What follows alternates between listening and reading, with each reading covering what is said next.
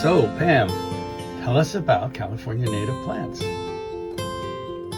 The California Floristic Province is a very unique landscape and has the most unique flora and fauna in the world.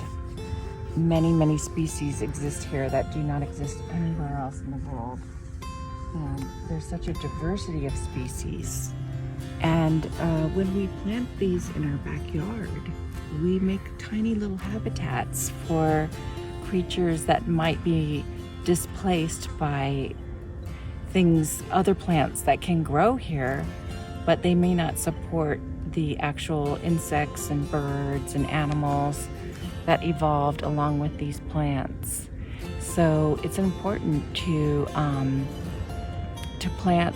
think about that when you're planting. Also, a lot of these plants are drought tolerant because they're adapted to this environment, and a lot of them thrive even after wildfires. Some of them they can't actually bloom until there's been a wildfire. And lots of animals, butterflies, birds. And this tree supports so much life.